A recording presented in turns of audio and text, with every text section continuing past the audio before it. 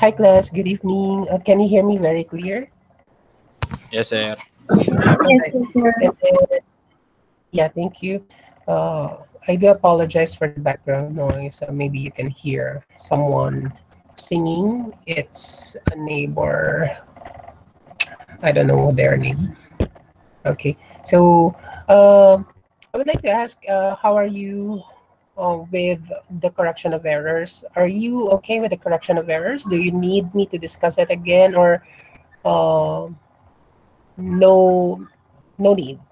Kung are you okay with it na ba? Or do you want me to discuss the rest of the exercises?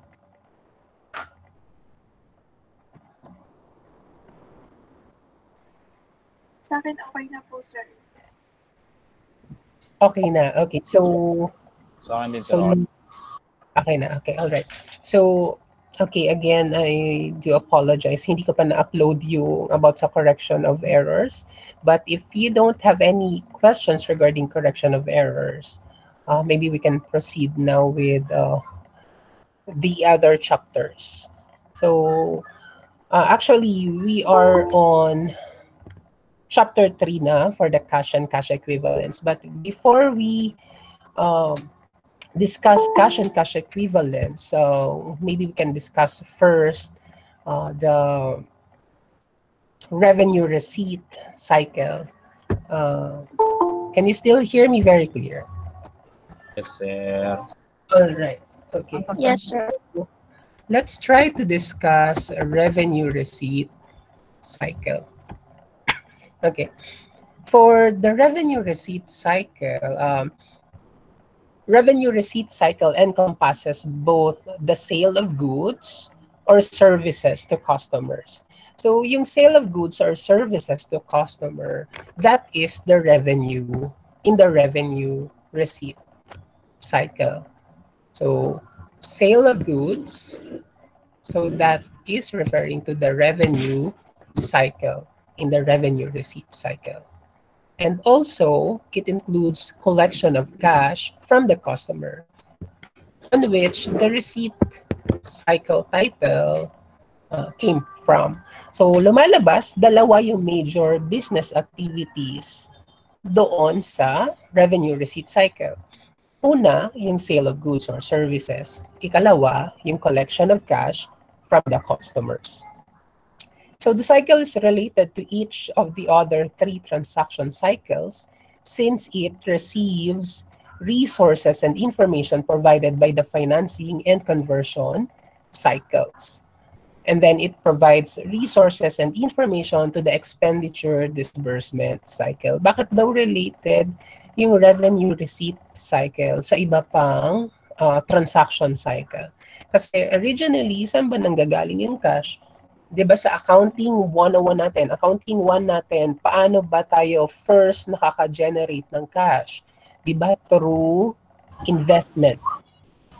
Through initial investment, 'di ba? So kapag through initial investment is anong klaseng cycle 'yon? Is that investing cycle, financing cycle, conversion, revenue receipt, expenditure disbursement? Anong cycle 'yon? Initial investment.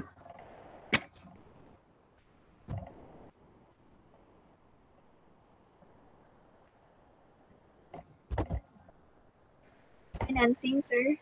Financing cycle. That's correct. Financing cycle. So, basic lang to. Alam ko naman na alam nyo na yon. So, originally, yung cash nanggagaling first sa financing cycle transaction kung saan nagkaroon ng investment yung owners or yung mga stockholders.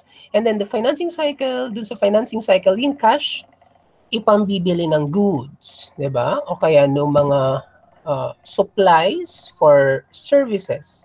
Napapasok naman doon sa conversion cycle. So when we are referring for the conversion cycle, more on inventory to. And then, syempre, kapag nakaproduce na ng inventory, ibebenta na yon sa customers. So papasok na tayo doon sa revenue receipt cycle. Kasi kapag binenta na, magkaka-generate ng revenue, makaka-create ng receivable, and then sooner or later, makokolekta na ulit yung receivable, magiginang cash.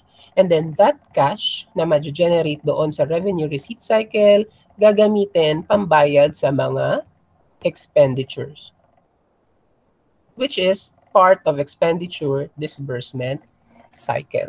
So yung revenue receipt cycle is related to other transactions. So which is financing cycle, conversion cycle, at saka expenditure disbursement cycle. The revenue receipt cycle has two major business functions. So ito yung diniscuss ko kanina. Yung sale of goods or services to customers. So first business transaction, resources are sold to customers on which the customers exchange promises of future payments, diba? So kapag nagbenta daw ng goods and services to customer, the customer in return will promise to pay future payment. So yung first assumption dito is credit sale transaction. So pwede rin mang cash sale transaction, but yung first assumption natin, all sales are credit sales. And then in the future time, in due time, cash is being collected from customers as a result of previous sale transaction. So, di ba, may na-form na sale contract.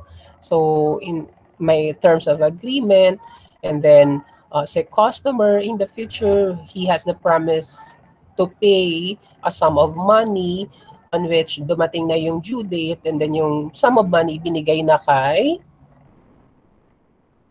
company, and then the transaction is completed. These are the common activities. So yung common activities under revenue receipt cycle, customer order. So dito nag-uumpisa yung pinaka-transaction. Yung revenue receipt cycle, doon siya unang nag-uumpisa. So sa customer order, yan yung kung saan umorder mo na si customer. Pangalawa, credit approval. Siyempre, in case na may mga bagong customer, it needs to be approved yung credit credit limit, kung papayagan silang pwedeng umutang muna bago bayaran. And then kapag okay na kay credit approval, that is the time to release the inventory. Papunta sa shipping, and then magbibill, and then i-record ni accounting, and then kapag nag-due na, makokolekta na yung cash. And in case of returns on goods or services, merong sales, returns. So those are the common activities. Then we do have the common entries. Ito yung mga laging pumapasok na entries, nagagamit na entries under revenue receipt cycle. Sales discount, returns and allowances, cash receipts, allowance for bad debts, and then write-offs. And then these are the common forms to be used. We have the customer order form. We have the customer order form, sales order form, shipping document, sales invoice, customer remittance advice. So, tandaan nyo lang itong mga forms na to kasi later, gagamitin natin siya. So, titignan natin. Mag-walkthrough test tayo doon sa transaction using the workflow or flow chart nung revenue receipt cycle. So, is there any other question under the overview of revenue receipt cycle? So, laging tatandaan, dalawa yung major business function ng revenue receipt cycle. Resources are being sold, which are the goods and services. And then second one, collection is collected from customers. Any question?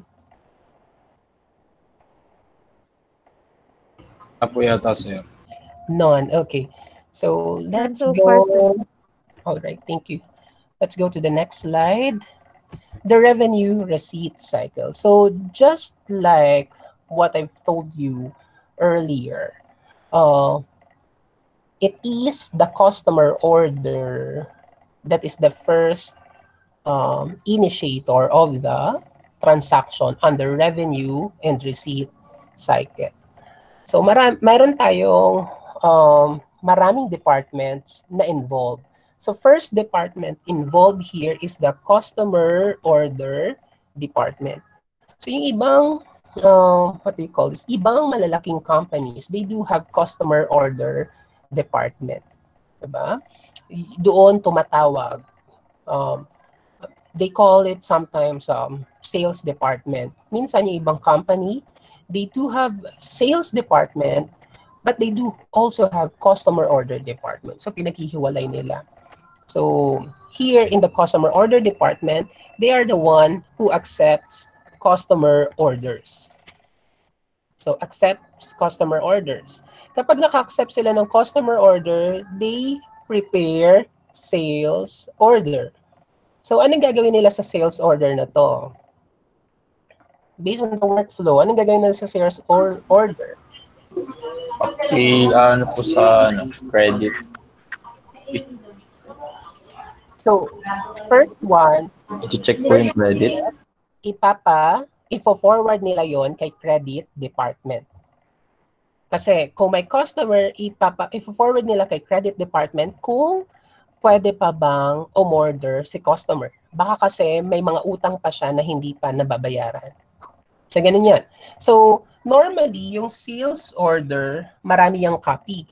So, pag nag-request si customer through customer order form, si customer order department naman magpre-prepare ng sales order. And then kapag naka-prepare na siya ng sales order, maraming copy siya na ipe-prepare. May mga duplicate copies yan. And then yung one copy doon, mapupunta kay customer. So one copy will go to customer. And then other copy will go to credit department. Anong gagawin ni credit department? I-check niya yung credit limit ng customer kung na-reach na ba yung credit limit o hindi pa. Nakakuha po ba? Yes, sir. Alright. So kapag nakita na ni credit department na yung credit limit niya lumagpas na or hindi pa nababayaran ni customer, ang gagawin ni credit department, ino-notify niya. So, ino-notify, kapag no, ino-notify niya si customer order department na ay hindi pa siya entitled for new order. Kailangan po muna niyang magbayad ng existing at outstanding obligation niya kay company. Ngayon, kung hindi, kung okay naman, kung meron pa siya, pasok pa rin within the credit limit, yung sales order, ifo-forward ni na credit department papunta kay inventory control. So, ganun yung nangyari. So, una, saan nanggagaling? Kay customer order department. Ano yung marireceive ni customer order department? Customer order form. Kapag naka-receive siya ng customer order form, magpe-prepare siya ng sales order form. Yes. Ang sales order form na yon, bibigyan niya ng isang copy si customer. Bibigyan niya rin ng copy si credit department. Bibigyan din ni customer order department si shipping and billing department. So, ilan yung bibigyan ng sales order? Una, si customer. Meron sales order. Pangalawa, si credit department. Meron ding sales order. Pangatlo, si shipping department, saka si billing department, meron ding sales order. So, na-discuss na natin kay credit department, yung sales order, i-review, i-check kung may credit limit pa, kung pwede pang umorder, kung hindi na, ibabalik, ino-notify si customer order department, hindi na. Kailangan i-settle mo na yung liability. Kapag pwede pa, i-forward na ni credit department yung copy ng kanyang sales order papunta kay inventory control. Ibig sabihin, approve na yung credit. Kapag na-forward na ni credit department kay inventory control yung sales order, approve na yung credit. Nakukuha po ba? So, all sales order forwarded by credit department, that means to say approved na yung credit. And then si inventory control, anong gagawin niya? I-release yung goods papunta kay shipping department. Isasama niya yung sales order na finorward sa kanya, isasama niya kasama yung goods. Kanina ibibigay? Kay shipping department. Nakukuha po ba? Okay, sir. Meron po dito, sir. Sa notes po, merong if inventory is insufficient. If inventory is insufficient, anong gagawin kapag insufficient na ng inventory? Back order record, ibabalik sa inventory as order. Kapag kulang yung inventory, it is very isolated case. Siyempre, hindi pa nila yan ibibigay kay shipping department kasi walang available inventory. So, dalawa yung magiging option. Inform si customer na out of stock na yung in-order niyang goods. Or ikalawa, ilalagay lang muna siya, ifo-float lang muna siya. Meron kasi silang waiting time dyan. So, hihintayin hanggang ma-receive na yung next batch nung delivered goods for sale. So, ganun lang po yun.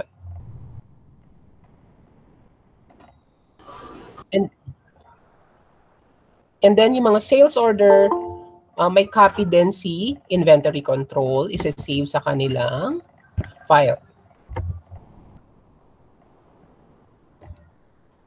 Any question regarding here? Regarding revenue receipt cycle under customer order department, credit department, and then inventory control. Wala na po. Are there any? Wala na. Okay. So, laging tatandaan, yung sales order, sinong binigyan? Si customer. Ikalawa, si credit department. Ikatlo, si shipping and billing. Ngayon, yung sales order naman ni credit department, kapag okay na, fina-forward niya kay inventory control. Kapag okay na kay inventory control, ifo-forward niya ulit kay shipping department. So let's go to the next slide. Alright. So kapag okay na i-forward na yung goods kay shipping department, ano ba yung function ni shipping department?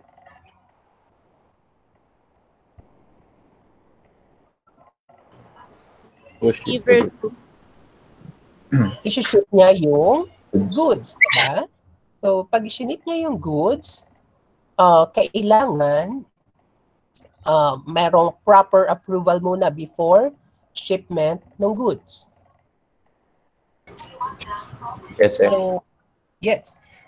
So, remember, kanina, nanggaling ang unang sales order kay customer order department. Binigyan ng copy si shipping department, pati si billing department. So, nagkaroon siya ng sales order coming from customer order department. Ngayon, si inventory control naman, inventory control team, may forwarded sales order din siya. Sales order form. Kanino nanggaling yon? Kay credit department. Ngayon, si shipping department naman, ima-match niya yan. Kung pareho ba yung sales order na nanggaling kay customer order department at yung sales order na nanggaling kay inventory control. Nakukuha po ba? Sir. Yes, sir. Yes. Anong purpose? Why do we need to compare sales order coming from customer order department at is a sales order coming from inventory control department? Inventory control. It is part of control, sir. Para It is part of control, that's correct. Also, to check kung merong consistency. kung tama ba or kung meron difference doon sa nirelease na goods.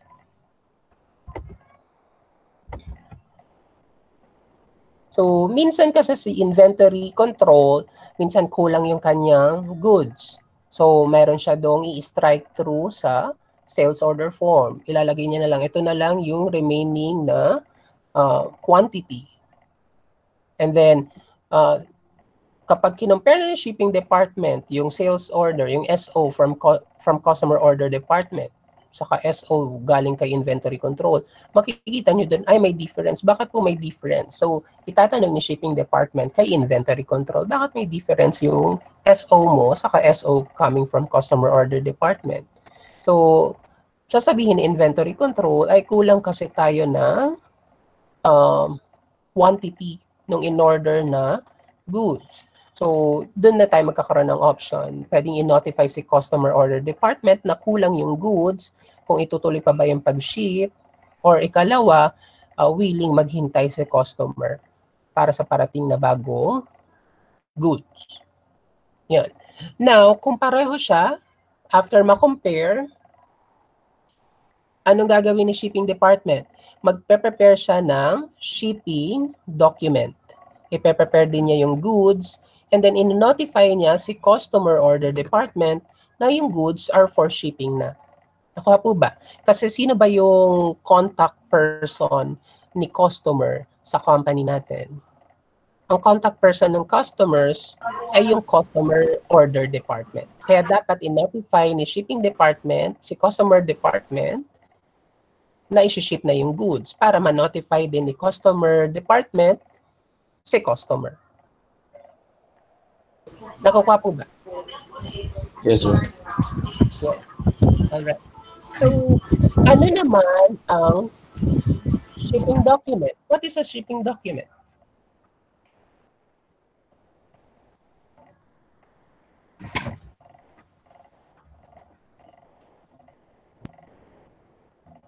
Shipping document, sir, yun po yung binabalik sa sales department na gagamitin sa What is a shipping document? yung shipping document po, sir, ano po yun, sir, parang part din siya na binabalik sa sales department or inaso or customer order para meron din pong filing yung sales. Kaya, sir, parang hindi po yung nagbibigay po ng sign or queue para para ma-deliver mo siya sa customer. All right. So, yung shipping document, you already have negotiable instruments law. The reading, sir. May negotiable instruments law po ba kayo? Meron na po, sir. Yes, sir. Tapos na, okay. So, shipping document is a type of negotiable instrument. So, it is a negotiable instrument. Bakit naging negotiable instrument si shipping document? Kasi si shipping document, pinapresent yan ni company or ni shipping department kay warehouse. So, meron ditong invisible na entity, which is warehouse. So, warehouse can be a different company or a part of the company itself. So, si warehouse na yon, lahat ng goods nasa kanya. Ngayon, i-release niya lang yung goods na yon kapag may naipakitang shipping document. Bakit niya i-release? Because shipping document is a negotiable instrument. So, shipping document is a proof na yung goods will be good for shipment. So, magkakaroon din ng copy si warehouse ng shipping document. And then, may copy pa si shipping department ng shipping document. Hindi niya ibibigay lahat ng copy ng shipping document kay warehouse kasi bibigyan niya rin ng copy si customer. Ngayon, na-prepare na ni shipping department lahat ng documents sa part niya. Shipping document, pati yung goods, pati yung notification kay customer department. So, ilan yung prepare ni shipping department na document? Ilan yung document? Based dito sa workflow, ilan yung document na prepare ni shipping department? Tatlo, sir. Isa, dalawa, tatlo. Tatlo, sir. Again, can you say it again? Based dito sa workflow, check nyo na maigi. Ilan yung document. Lagi niyan tatandaan kasi lumalabas ito sa exam. Hindi man sa exam ko, pero lumalabas to sa board exam. Tatlo po. Ilan yung document na prepare? Ilan po? Sorry? Tatlo po. Ang pinaprepare lang niya ay isa. Ang pinaprepare lang niya ay shipping document.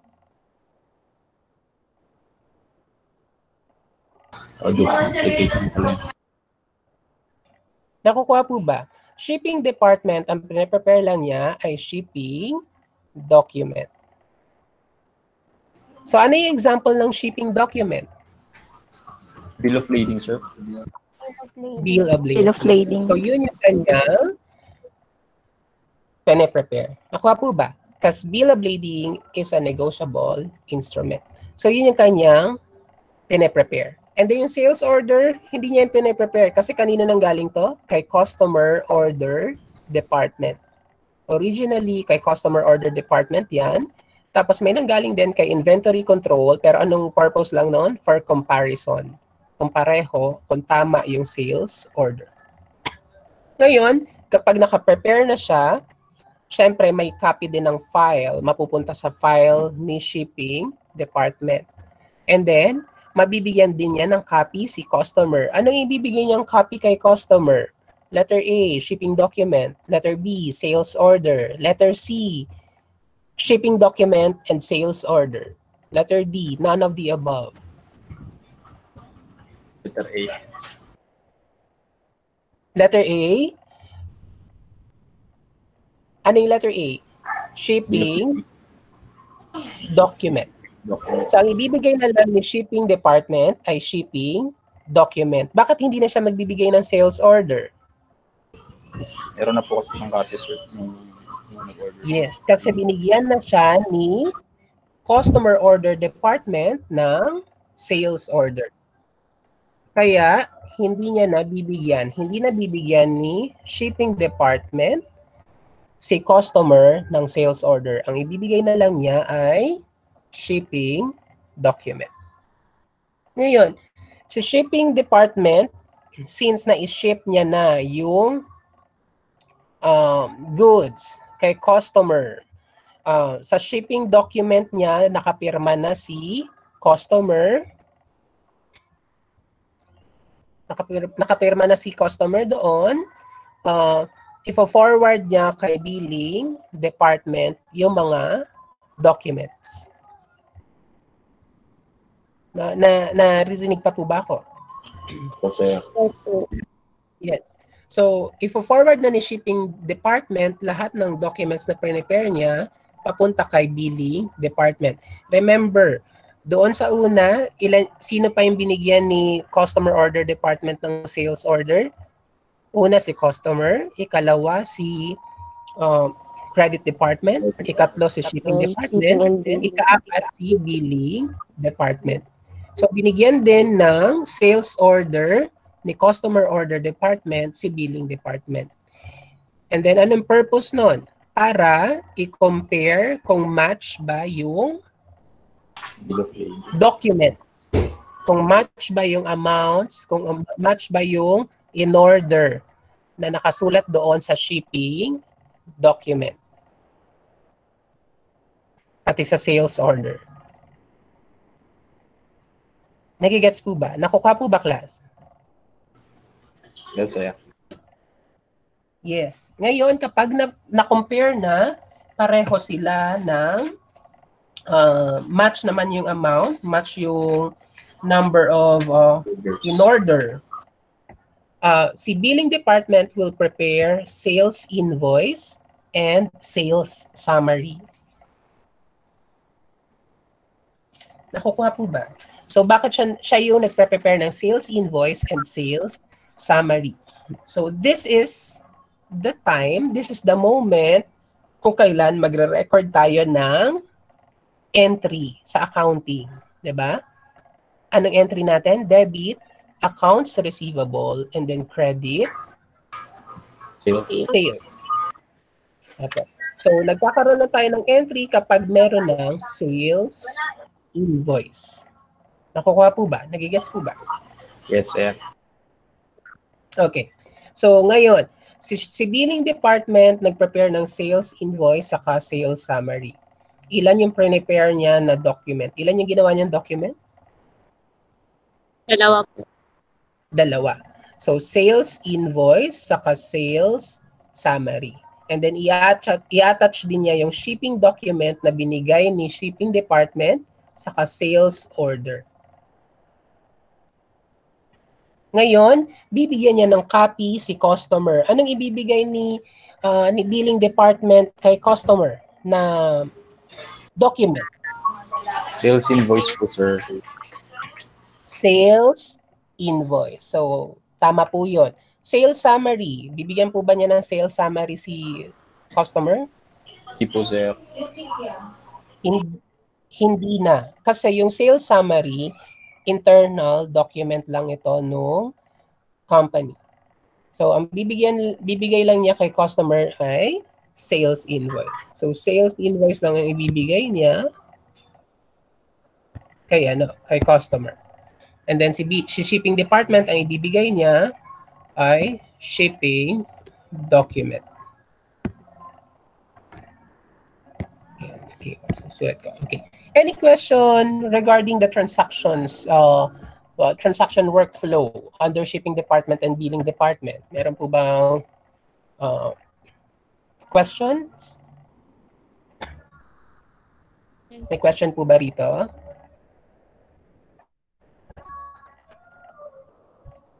Wala na po yata, sir.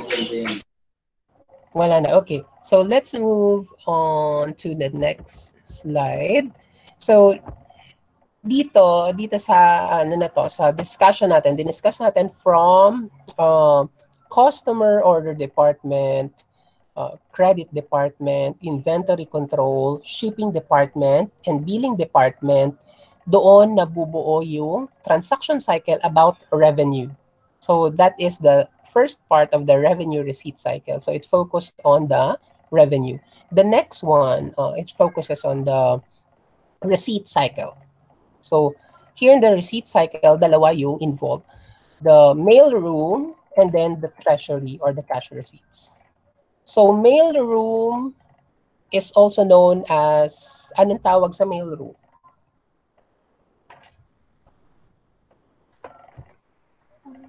Ano tawag kay mailroom? Receptionist po. Receptionist. So that is correct.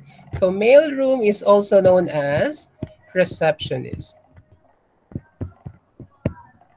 Reception area or receptionist. Yun ay yung tao, yun yung receptionist. Ang mailroom, yun yung reception area. Di ba nag-OJT na kayo?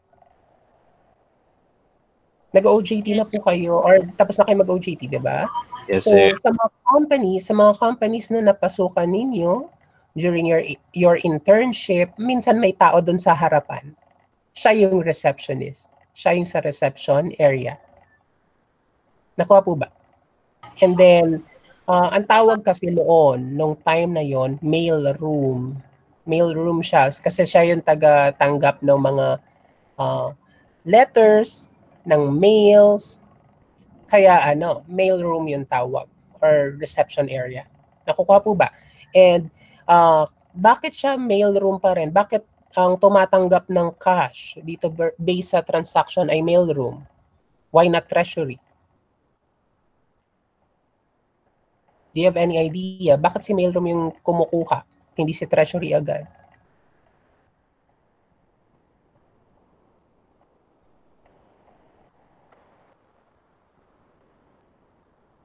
Kasi itong workflow na to, ginawa ito based sa transaction noon pa. Noon kasi, hindi pa uso yung telegraphic transfer, yung wire transfer. Noon, kapag nagbabayad si customer, pinapadala lang yung cheque through mails, through envelope. Nakukuha po ba? So, nasa loob ng envelope yung mga cheque. Okay, Kaya, ang tumatanggap nung collection, si mailroom. So, anong natatanggap ni mailroom? Customers check. Nakukuha po ba? And then, nakakatanggap din siya ng remittance advice. Ang remittance advice, sino nauuna? Ano yung nauunang document na natatanggap ni mailroom? Remittance advice o customers check? baka sabay siya. Sabay. Hindi pa pwede sila maging sabay. Dapat may mauna sa kanila. So sa tingin nyo, sino yung nauuna? Customer check. Customer check or remittance advice? Kailangan i-analyze nyo kasi lumalabas to sa board exam. Remittance advisor. Remittance advice or Customer customer check? check. Customer check. So, okay. So, yung correct answer is the remittance advice. Ang unang dumadating kay company ay remittance advice. Sumusunod lang na dumadating si customer check. Bakit kaya nauuna si remittance advice? Parang nino-notify niya, sir, na may parating na payment. Yes, that's correct. Kaya nagbibigay ng remittance advice kasi merong parating na payment. May prenasas na silang payment para kay company pero hindi pa dumadating yung cheque. So anong gagawin niya ni customer? Papadalhan niya ng remittance advice si company na eto na, nakapagbayad na ako, hintayin mo na lang yung cheque. So ang unang dumarating ay remittance advice. Pangalawa lang dumadating si customers check. Nakukuha po ba? So, unang dumadating yon remittance advice, pangalawa, customer check. Ngayon, pag na-receive na yon pareho ni receptionist, i-endorse niya yung check at magpe-prepare siya ng collection report. Pag in-endorse niya yung check, i-endorse niya yon restrictively. Nakuha po ba? Paano nag-i-endorse ng check? Restrictively.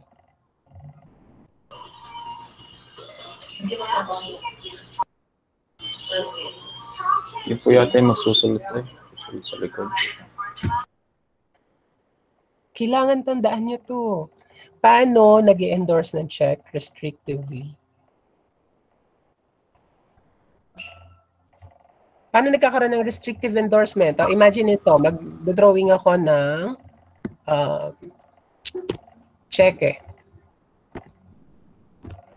So, drawing tayo, color yellow. So, for example, this is the check. Ayan, this is the check. Nandito nakapangalan yung drawee sa taas. Dito yung payee, amount in figures, amount in words, signature ng drawer. Diba? So, paano kayo, and then yung date. Nandito yung date. So, paano kayo nag-endorse ng check na restrictive yung pagkaka-endorse? Naalala pa po ba yung sa yung sa Sir, pagkakalala ko, parang lalagyan ko siya ng wordings na for deposit only. Lalagyan po Po, meron po mga certain wordings like for deposit only. Lalagyan mo siya, ganito, tandaan niyo po ito, lalagyan natin siya ng cross mark sa gilid. Cross check. Yung parang double rule. May double rule siya sa gilid. So yung cross check na yon nagiging restrictive yung endorsement. So ibig sabihin, hindi na siya pwedeng i-endorse sa iba para lang yun kay company. So, hindi na yan pwedeng i-withdraw ng iba. So, yun po yung purpose ng restrictive endorsement. So, under our banking rules, kapag merong restrictive endorsement, for deposit na lang siya. Hindi na siya pwedeng i-encash ng kung sino man. Nakukuha po ba? Yes, sir. Alright. So, after endorsement of checks and preparation of collection reports, meron nang nagawang document si mailroom collection report. And then, isasama niya doon sa collection report yung check pati remittance advice. Kanino niya ibibigay? Kay Treasury or kay Cash Receipts Department. And then, anong gagawin ni Cash Receipts Department? Kapag na-receive niya na yung check and collection report, magpe-prepare siya ng deposit, cash summary, and then i-update niya yung cash records. So, prepare siya ng deposit slip, naka-attach yung cheque doon kasama kasi i-deposit na yon saan? Sa bank. I-deposit sa bank. And then yung collection report, cash summary, i-update yung file record. I-update din yung cash records. Tapos, i-update din yung accounts receivable. Kasi dahil na-collecta na, kailangan i-reverse na yung accounts receivable, tag as collected na yung AR. And then, bakit kailangan din i-update yung general accounts? Bakit kailangan i-update yung general accounts? Do you have any idea?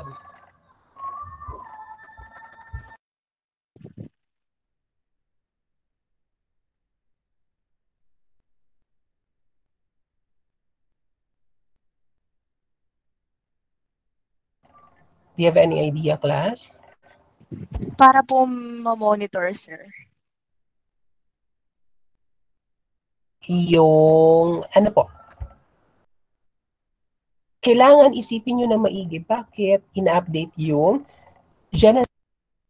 Kasi kung titignan nyo, dito sa may flowchart, in-update na yung accounts receivable. Ibig sabihin, nawala na yung receivable balance dahil collected na. So, okay na. Updated na. Pero meron pang general account na ina-update. Ano naman yung general account na yun? Ano yung ina-update dun sa general account?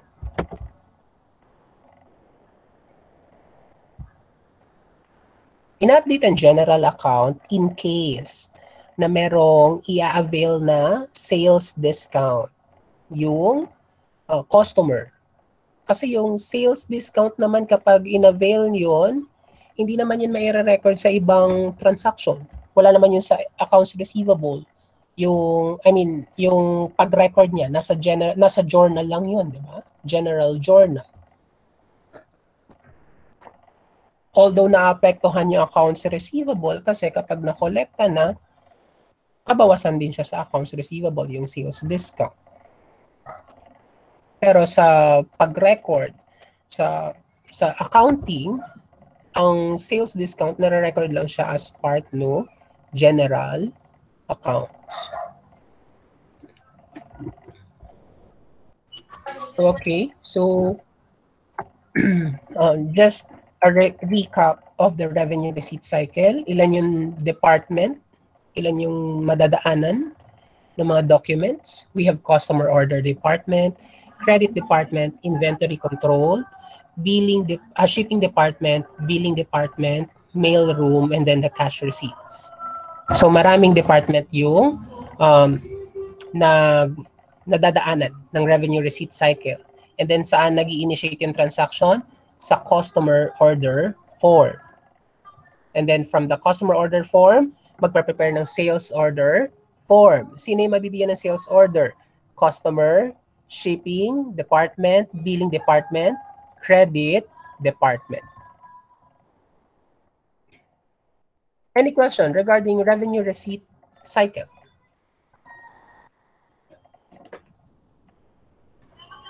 Any question? Wala po yata, sir. None. Okay. So, we're done with the revenue receipt cycle. Maybe we try to check the test of controls. Kasi kaya natin pinag-aaralan yung revenue receipt cycle kasi chine-check natin yung test of control doon sa cycle, doon sa process.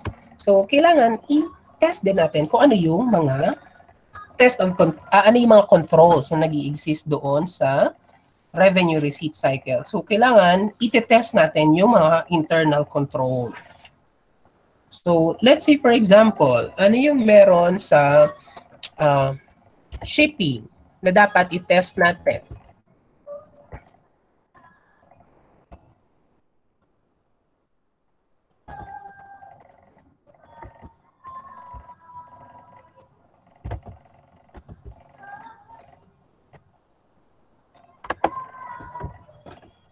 So ano po yung meron sa shipping department? Sa shipping department, mga control sa shipping department na dapat i-test natin.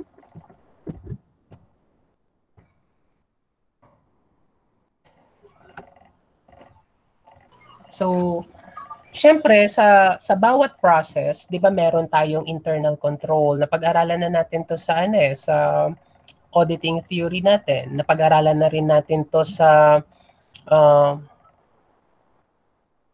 Infotech natin, 'di ba? Ang tawag nga sa Infotech, test of compliance, 'di ba? Test of control or test of compliance, the same lang 'yon.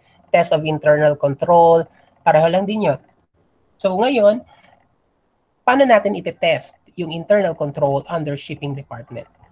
So ite-test natin siya by una, randomly checking a sample of shipping documents. So una, mag-check tayo randomly ng sample ng shipping documents. Ikalawa, after we check a sample of shipping documents, ano na yung gagawin natin? We will examine the shipping document. We will examine the shipping document kung meron ba siyang authorization. So tayo na to bilang isang auditor. So ite-test natin yung control doon sa shipping department. Yung kanina, nag-walkthrough lang tayo doon sa revenue receipt cycle. Chinek natin kung paano ba yung workflow, paano yung process sa revenue receipt cycle. Ngayon, tayo bilang auditor, i-check natin yung mga controls na nandoon in place sa workflow na nakita natin. So sa shipping department, kumuha tayo ng mga sample ng shipping documents. And then ikalawa, yung mga nakuha nating shipping documents, i-examine natin. Meron bang authorization? Nakukuha po ba? Yes, sir. Yes, ba? So i-check natin kung may authorization. Siyempre, kung may authorization, ibig sabihin, inauthorize yun ni credit department. Saka ni inventory control. Ano pa? I-check natin kung tama ba yung description, di ba? Description ng goods, tama ba yung quantity, tama ba yung Amount, sir. destination and amounts, di ba?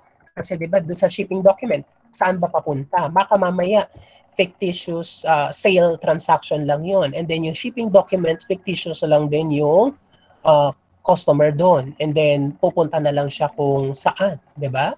So, hindi totoo yung sales transaction. Nakukuha po ba? Nagigets po ba? Yes, sir. And then, Yes, sir. alright.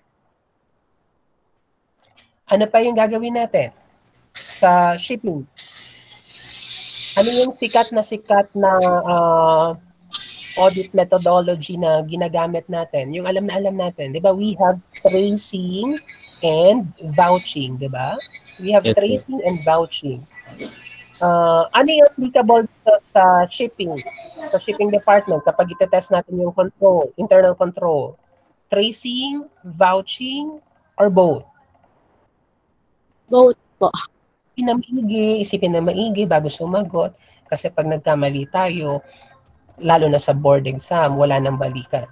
So, isipin na maigi, ano yung gagamitin natin sa shipping. Isipin nyo lang na maigi. Ano yung gagamitin? Tracing, vouching, or both?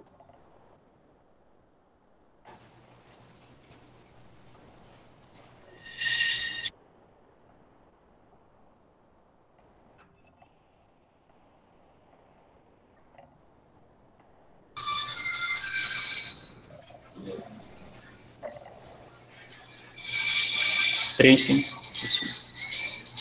Tracing, sir. Tracing. So that is correct. Tracing, sir. Tracing is the best answer pagdating dito sa test of control sa shipping. Ano bang tinetest natin kapag nagkakandak tayo ng tracing? Test of completeness or test of existence? Completeness po. Anong tinetest natin dito? Test of completeness. Test of completeness or test of existence? Completeness, sir. Test of Complete. completeness. Nakukuha po ba? So, kaya tracing yung ginagawa natin because we are tracing or we are checking kung complete ba yung nakalagay doon sa transaction. Kung yung nasa shipping document ba, complete ba yung nasa records niya papunta sa sales invoice. Baka mamaya may nakalagay sa shipping document, wala naman pala sa sales invoice. O kaya may nakalagay sa sales invoice, wala naman pala sa shipping document. So we are tracing the documents because we are testing the completeness assertion here. Nakukuha po ba? Yes, sir. Nakukuha po ba? Alright. So these are the normal tests of controls we are conducting kapag tayo yung auditor na nagkakandak ng test of nag-a-assess ng internal control under shipping. Now let's go to billing department. Ano yung mga test of controls na pwede nating gawin under billing department? Una, sa katulad sa shipping, randomly checking a sample of sa kay shipping document. Kay billing naman, ano yung i-check natin?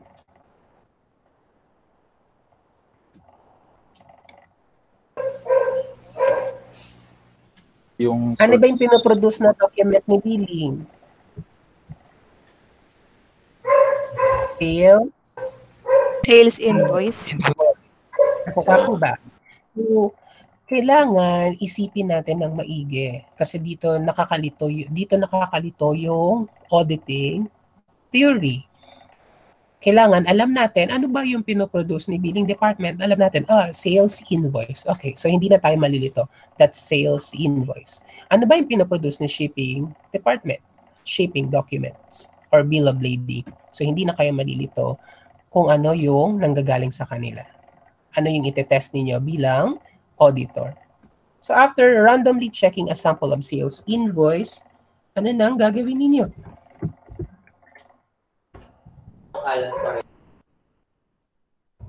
I-verify unit prices, ano pa? And Yung quantity po, clerical, sir. unit prices, quantity, clerical accuracy.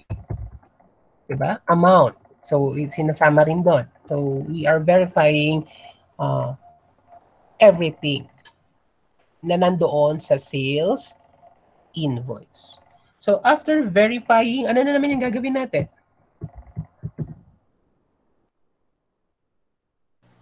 Magte-trace ba tayo o magba-vouch? Mag-vouch. Isipin na maigi ha. Magte-trace po ba tayo or magva-vouch? tracing, sir. Tracing. Nakukuha po ba? Bakit siya tracing? Kanina ba tayo nanggaling? Kay billing department. Diba? So, from billing department, meron tayong tinitrace. Diba? From Yes, sir. document, papunta sa isa pang document or from document, papunta sa record. So, tracing is test of completeness from source document papunta sa records. Or kung wala pang records, from source document to another source document. So that is test of completeness. So, tinitrace natin, di ba? Here, we are tracing kasi from source document, which is sales invoice, papunta sa sales journal. Or sales invoice, papunta sa sales journal. Saka accounts receivable journal. So this is test of completeness from records, from documents, papunta sa records. And then, balikan natin si ano naman, si shipping department. Yung tinitrace natin, test of completeness, papunta saan? From shipping document, papunta kanino? To sales invoice. Nakuha po ba? From sales document, papunta sa sales invoice. Kung nagmamatch ba sila. Okay, Gets po ba? And then another one, from sales document, from not sales document. SD is shipping document. So from shipping document, papunta sa sales invoice. And then another one, from shipping document, papunta sa sales journal or AR journal. So kay test of control ni shipping, nagte-tracing tayo from source document to another source document. And then from source document to records. And then kay billing department naman, yung test of control natin is through tracing from source document, which is the sales invoice, papunta sa records, which is sales journal or AR journal. Nakukuha po ba? Nagigets po ba, class? Yes, sir. Yes, sir. Alright, and then we need to check the test of controls for recording. So ito na yung recording naman sa accounting na to. Kasi once na meron ng invoice from billing department, that is now the time to record the transaction. So, paano naman natin iti-test yung control kay recording? Inspecting, sir. Ano pong gagawin? So, paano natin iti-test yung internal control kay recording? So, una, magkakandak tayo ng reconciliation. So, reconciliation ng ano po? Ano yung ikakandak natin reconciliation? Mga report, sir. Meron, yes, ng report. So, ano ba yung report na meron doon kay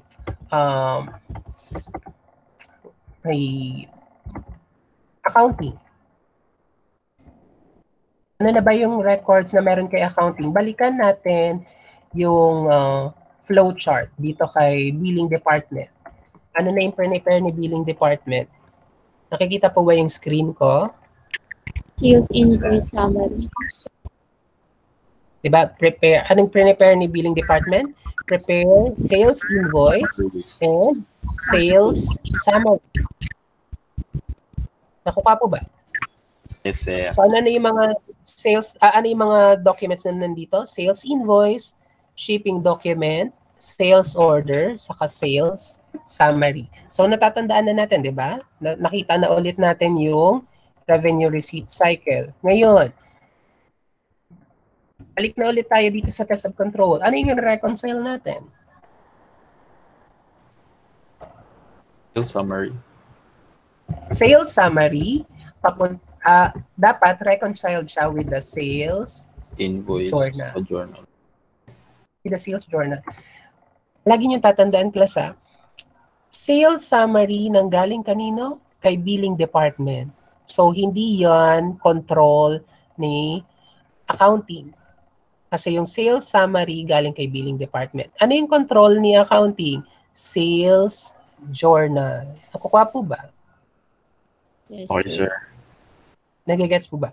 So, yun yung dapat mong i-reconcile. Yung isa, yung records na meron si accounting department at yung isa, yung records na hindi naman control ni accounting department. Ano yung hindi niya control? Sales summary, nino, ni billing. Ano yung control ni accounting department? Sales journal. Journal. So, ito yung lagi nating tatandaan. So, paulit-ulit ko ito pinapakiusap sa lahat ng mga naging estudyante ko. Lagi siyang tatandaan para hindi malito kapag nag-board exam. So iisipin natin na maigi bago tayo sumagot. Ano ba yung tinutukoy no problem? Sinabi recording, accounting department. So ano yung, kapag may more on reconciliation, so sinasabi doon, reconcile. Okay, pag reconcile, dapat record ni accounting department. Ano kaya yung record na meron si accounting department? Sales journal. So galing yun sa kanya. Tapos reconcile siya with other document na hindi sa kanya galing, which is sales summary. So ganun lang po yun. Okay, sir. Alright. And then, ano pa? Magkakaroon ulit ng reconciliation ng magkakaroon tayong reconciliation accounts receivable papunta sa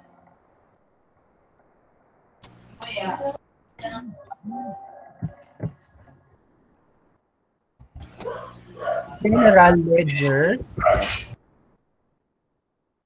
balances. So, bakit natin nire-record yung reconciliation between accounts receivable? Pag sinabing accounts receivable dito, ito yung subsidiary ledger. Subsidiary ledger i-reconcile with the general ledger balance ng accounts receivable para ma-check kung meron ba, kung tie-up ba sila. Kung equal po ba si accounts receivable sa kasi general ledger. Okay. And then ano pa yung gagawin? Scan sales journal. We are going to scan sales journal for unusual transactions. So we are going to scan sales journal for unusual transactions. Bakit natin i-scan si sales journal for unusual transactions?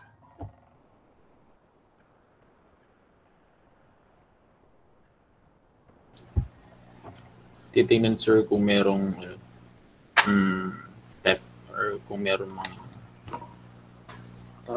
fraud, sir. Yes, that's good. That's true. Kung merong theft. Paano ma-identify kung merong possible theft?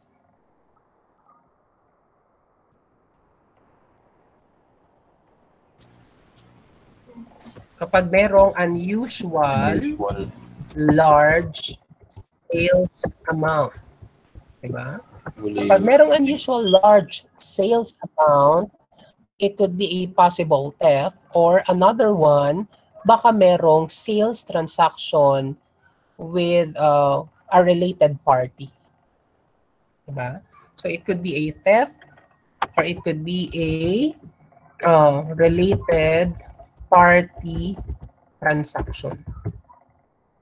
So, unusual large sales amount. Siyempre, nagkakaroon ng large sales amount kapag sa related party yung katransaction mo. Siyempre, ikaw ba, kung related yung party sa iyo, kapatid mo, pagbibigyan mo ba na mas malaki yung i-share sa kanya?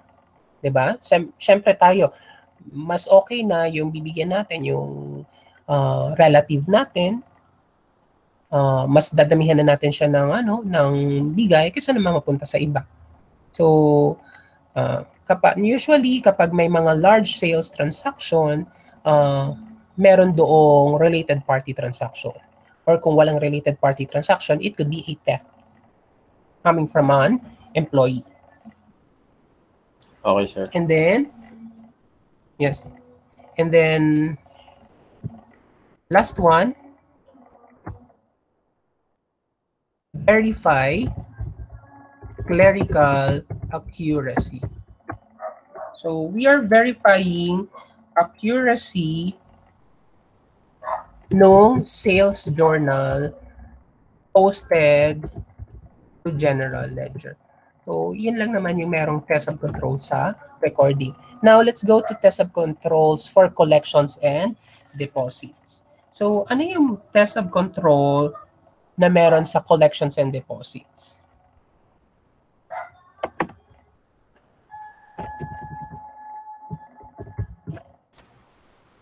Reconciliation din, sir.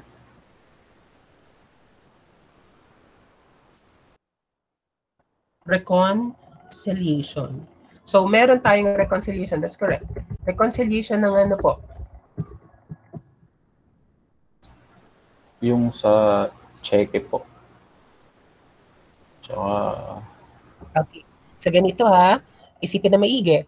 Sino yung kumukuha ng collection, ng cheque? Sino yung kumukuha ng cheque?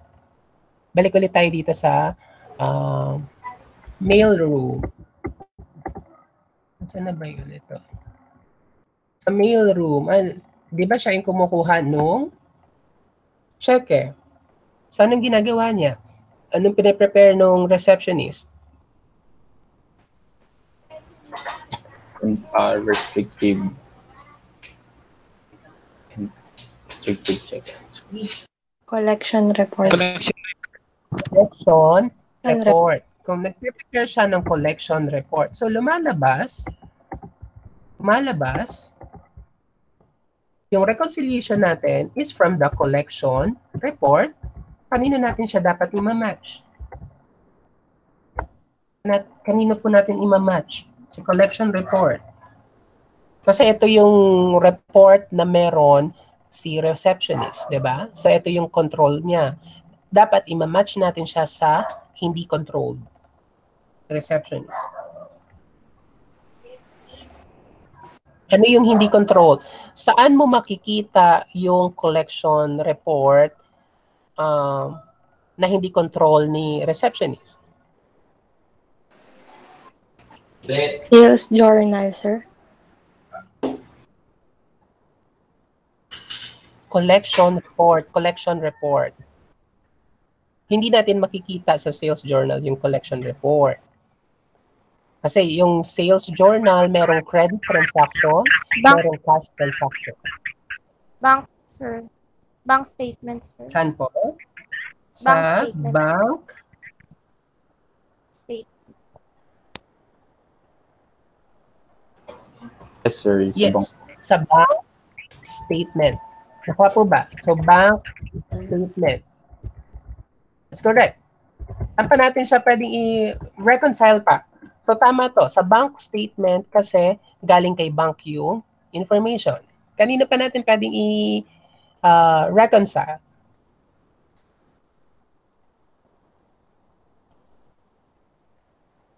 So, tama yan. I-reconcile natin si collection report kay bank statement. I-reconcile pa natin siya kay accounts receivable, subsidiary, ledger. Accounts receivable, subsidiary, ledger. Kasi doon napopost yung collection report. Kasi lahat ng collection report na yan pertaining naman doon sa payment ni customer, di ba? So lahat ng yan napopost sa accounts receivable, subsidiary, ledger per customer. And then mamamatch din yan sa bank statement kapag na-collecta na. And then na-deposit na sa bank. Nagigets po ba? Yes, sir. All right. And then ano pa? We conduct tracing. So anong tinitrace natin?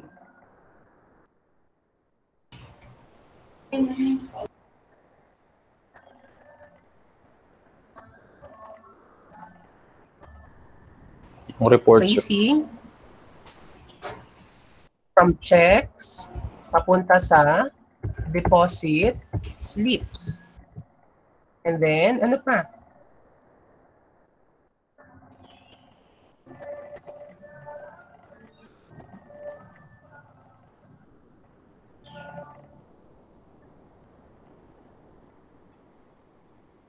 Determine the time lapse between ano po? Receipt of cash or check and deposit. So, So una, di ba, we conduct reconciliation between the collection report saka ng bank statement. Kung lahat ng nasa collection report, pumasok ba sa bank the following day. And then, yung collection report, ima-match din natin siya kung na-post ba lahat ng nasa collection report na-post sa accounts receivable subsidiary ledger. So, nagigets po ba yung logical reason behind that? Bakit kailangan natin i-reconcile itong tatlong ito? Yes, sir. Yes. And then another one, we conduct tracing from checks papunta sa deposit slip. So that's from one source document to another source document. So which is this checks papunta sa deposit slips. And then pangatlo, determine the time lapse between receipt of cash or check and then the deposit. So, di ba, nag-trace tayo from check papunta sa deposit slips. Ngayon, i-determine daw natin kung kailan daw nila na-receive yung cash or cheque, and then kung kailan naman nila dineposit yung cash or yung cheque. So, paano natin matitrace yung kung kailan na-receive yung cash saka yung cheque? Saan natin makukuha yun? Saan natin makikita? Isipin ng maigi. Bank statement po. Hindi po. Pag na-receive yung cash, di ba ma-receive yun ni mailroom o kaya ni receptionist? Ano ba yung binibigay ni receptionist kapag na-receive na yung cash saka check? Ano yung ini-issue niya? Nag-i-issue siya ng official receipt, di ba? Pag nag-issue siya ng official receipt, nandun yung date. Ngayon, kay deposit, paano mo naman siya matitrace? Through deposit slip. So, di ba, deposit slip. So, we are tracing the date through deposit slip. Ngayon, makikita natin, parang 5 araw ata bago ma-deposit. Nakalagay sa OR Monday siya na receive. Pero dineposit siya nung Friday na. Bakit ganon kalayo? Di ba? So, kung lalo na kung ang na-receive ay cash. Nakuha po ba? Kung ang na-receive ay cash, na-receive nung Monday, dineposit nung Friday, pwede kayo magsuspetsa. Baka ginamit muna ng personal, nung receptionist. Kaya hindi niya agad dineposit. And then nung nagkapera na siya, sa kanya lang dineposit. So nakukuha po ba? Yes, sir. Yes, sir. So that is the reason why we need to check the time lapse between the receipt of cash and then the deposit, the day it is being deposited. So those are the test of controls sa collections and then deposits. Now, we check test of control sa returns and allowances. Sa returns and allowances, anong titignan natin for test of controls? Ano ba yung meron sa returns and allowances? Ano yung source document? At yung lagi nyo tatandaan na, di ba yung dito sa shipping document, ano yung source document na meron sila, pinoproduce sila? As a shipping department, shipping document. For billing department, sales invoice. Kay recording, journals. Kay collections and deposits, collection reports. Kay returns and allowances, ano yung meron silang General account. Isipin na maigi. Sige na. Kailangan alam ninyo.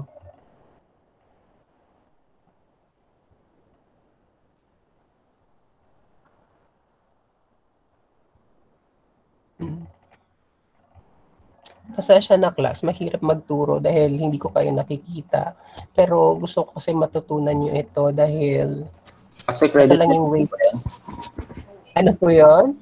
Credit memo. So, tama po yun. So, credit memo, di ba? So, sa credit memo, anong gagawin natin? Randomly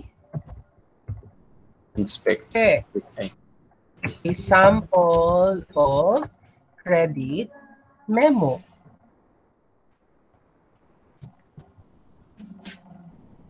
Nakukuha po ba? So, you randomly check a sample of credit memo. Kasi ito yung pinoproduce kapag merong sales returns and allowances. Yes, sir. Ano pa? So, naka-check na kayo ng credit memo. Anong gagawin nyo? You trace credit memo, saan? Saan yung iti-trace yung credit memo? General. From credit memo, papunta sa General.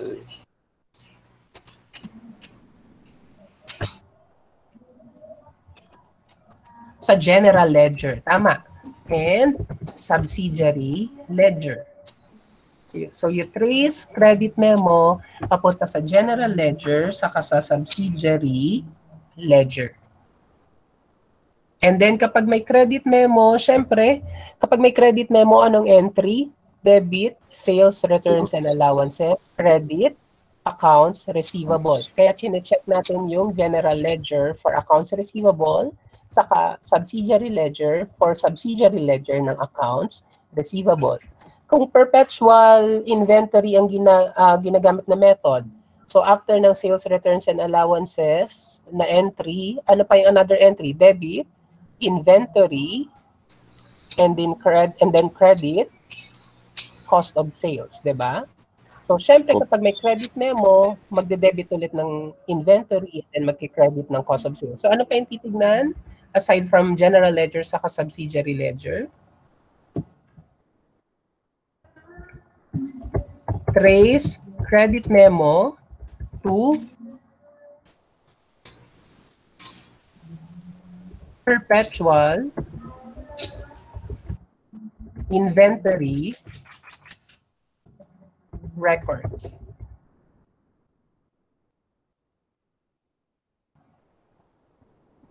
And then last one, review credit register. Test of control for uncollectible accounts. So ito naman yung mga subject for allowance for bad debts and subject for write-off naman. So anong ginagawa natin? Anong check natin for uncollectible accounts? Isipin ng maigi. Sir, question po. Ano yung... Yes po. Sige po. Kailan po nagkakaroon ng debit memo po? Debit memo. Memo. Kailan po Debit nagkakaroon memo. ng debit memo? Opo. Alright. Okay. Ang credit memo muna tayo ha.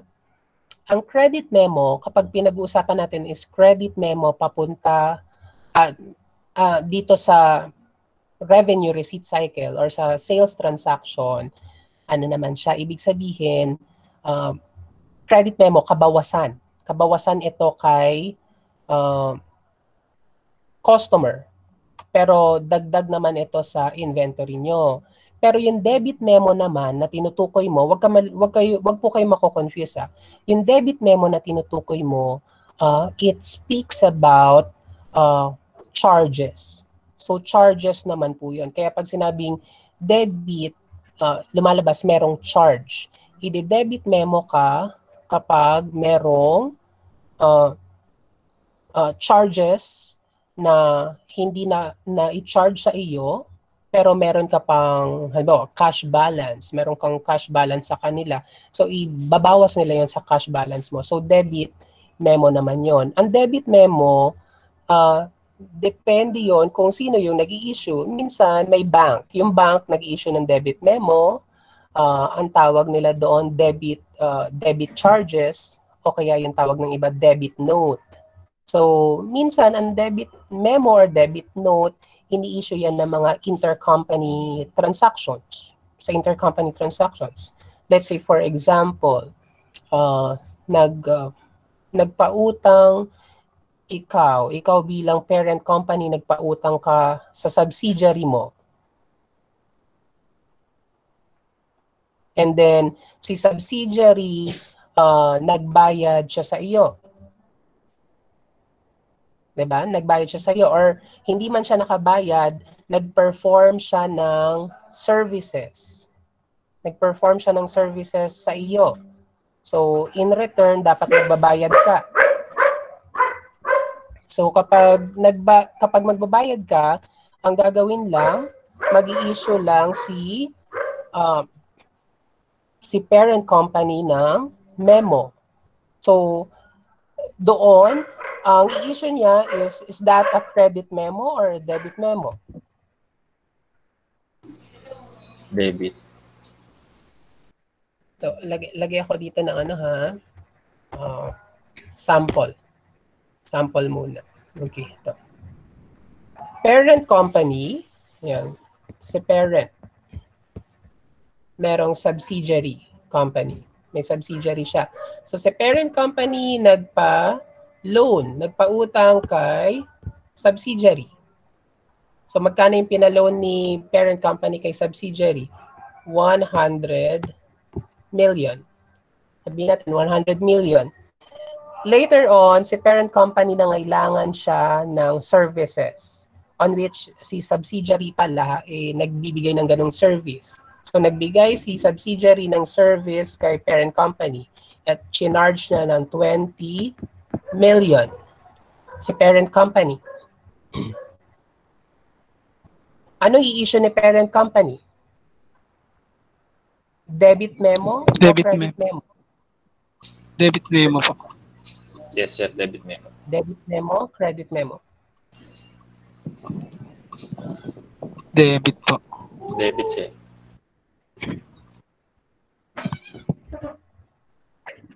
Ulit, debit memo or credit memo?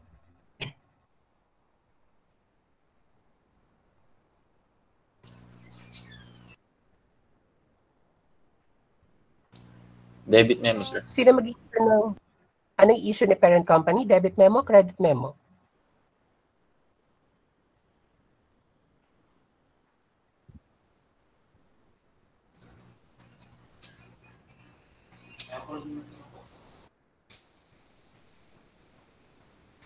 Debit, sir. Tignan na maigi. Ano yung meron kay parent company na nagpa-loan? Receivable. Anong meron kay subsidiary?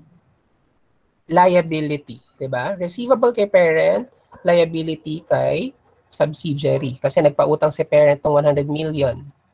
And then, nag-perform ng services si subsidiary papunta kay parent, nag-charge si subsidiary ng 20 million.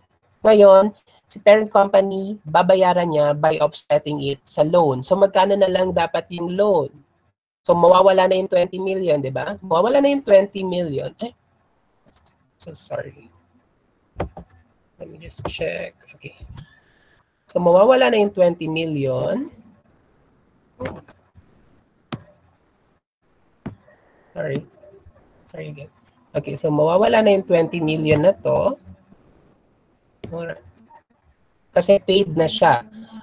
Dahil binawasan yung 100 million naging 80 million na lang. So, ano yung memo na ibibigay ni parent kay subsidiary? Credit po. Credit, sir. Credit memo. Nakukuha po ba? So, credit memo yung in-issue dito. Nakukuha po ba? Nagigets po ba? Credit memo. Ngayon, tignan naman natin. Tignan naman natin yung kung si parent naman ang nag-perform ng services. Alright. So, dito ulit tayo. Originally, si parent nagpa-loan kay subsidiary. Magkano yung pinaloan niya? 100. 100. Okay, 100 million. So, nagpa-loan si parent kay subsidiary 100 million. Ngayon, some other times, si subsidiary nangailangan ng services na si parent company pala nagpa-provide din ng service. Papo ba? Provide siya ng service. And then, magkano yung provide niyang service? 20 million. Anong i-issue ni parent company kay subsidiary company? Debit, credit memo? Debit memo po. I'm so sorry? Debit or credit memo? Debit po. Debit. Debit memo. Yun yung i-issue niya. Bakit niya i-issue yung debit memo? Kasi debit memo, ang sabi ko sa inyo, it is a charge. I-charge niya si parent ko, si subsidiary ng 20 million. Kaya debit memo yung kanyang i-issue.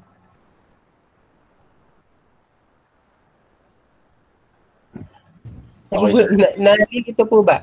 So, laging tatandaan, kapag debit memo, ini-issue yan kapag meron kang i-charge. Diba? Eh, si parent company ang nag-issue, kaya debit memo. Eh, wala namang utang si parent kay subsidiary. Diba? Ang may utang si subsidiary kay parent. Kaya nung nag-perform ng service si subsidiary kay parent, ang nag-issue ng memo, si parent. Kasi sabi niya, ay hindi na lang kita babayaran ng cash, ibawas ko na lang ito sa loan mo sa akin. So mag-i-issue ako ng credit memo. Nakuha po ba? Pero yung another case, sino pa rin yung may utang? Si subsidiary kay parent. Pero sino nag-perform ng service? Si parent naman papunta kay subsidiary. Eh may utang ba si parent kay subsidiary? Wala. Ang may utang si subsidiary kay parent. So walang ibabawas si subsidiary kay parent. Nakuha po ba? Ang mag-charge ngayon, si parent, papunta kay subsidiary. Kasi wala namang utang si parent kay subsidiary. So mag-issue siya ng debit memo. Nakukuha po ba? Pero kung ang may utang, si parent, ang nagpautang, si subsidiary, tapos nag-perform ng service si parent, papunta kay subsidiary, ang mag-issue, si subsidiary. Kasi sasabihin na lang ng subsidiary, hindi na lang po ako magbayad. Pwede po bang i-offset na lang sa loan mo sa akin? So mag-issue naman si subsidiary ng credit memo. Nag-gets po ba? Yes, sir. Alright. Okay. So, dito na tayo sa test of controls uncollectible accounts. So, sa uncollectible account, yes po. Yes. Can you still hear me, class? Yes, sir. All right. Okay. Yes. Okay. So, sa uncollectible accounts, anong i-check natin?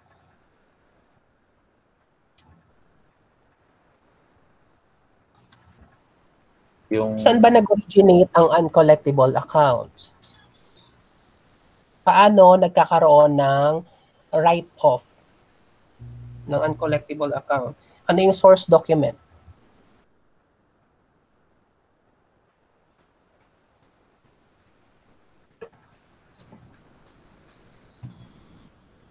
May nag-work na po ba sa inyo?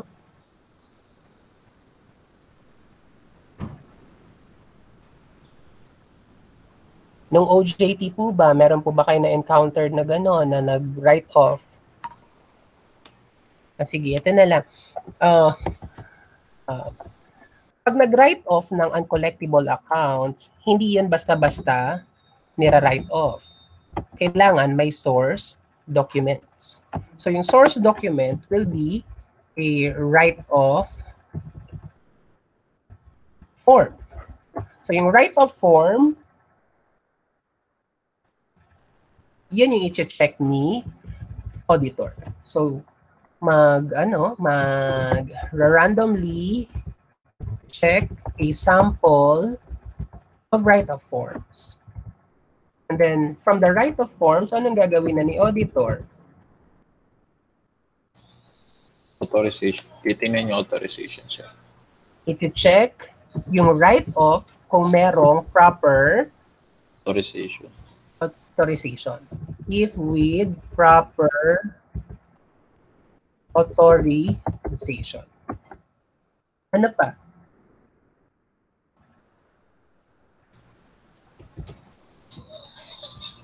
Trace. Magti-tracing siya.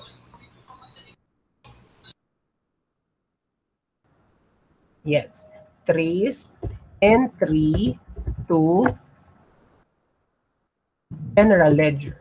And then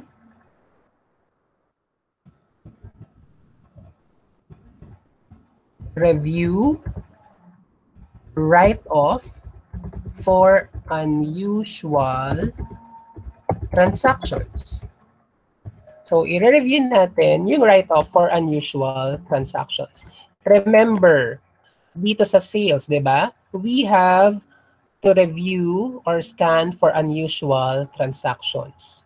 Kasi baka merong theft. It could be a fictitious sale, di ba? Or it could be a related party transaction. So, kung theft yun, i-check natin, baka nung ni-record yung sale, baka ni-write off din. 'Di ba? Para hindi na makita, hindi na mag-appear sa receivable. Nakukuha po ba? Yes, sir. Nagigets po ba yung, Yes, sir. yung parang logic ng mga auditors? Yes, Okay. sir. So, you have to review write-off for unusual transaction. Bakit? Kasi baka merong unusual transaction ng sales doon sa sales transaction. So, that is the reason why we need to check everything here. So, kapag nire-review mo, ay kapag ino-audit mo yung revenue receipt cycle, nagkakanda ka ng transaction, test of control, marami ka nang na-audit. Na-audit mo na yung cash, na-audit mo na yung receivables, na-audit mo na yung sales, na-audit mo na yung inventory, na-audit mo na yung cost of sales. Diba? So imaginein mo, yung auditor, isa lang yung kanyang, nire-review pa lang niya yung revenue receipt cycle, pero 5 item na sa financial statement, yung kanyang na-audit ng paunti-unti. Cash, accounts receivable, sales, cost of sales, inventory. Kaya sobrang galing ninyo kapag kayo yung naging auditor in the future. At naniniwala ako doon dahil kayo ay magiging CPA. So any question regarding revenue receipt cycle? None, sir. Wala po None yan. po. Any sir. question? None. Okay. So all right. So let's try to discuss audit of cash. So dito na tayo. Let me just save first. Revenue receipt cycle. Send ko rin to sa inyo yung okay. And then stop recording ko muna sa recording will be saved. Link to recording.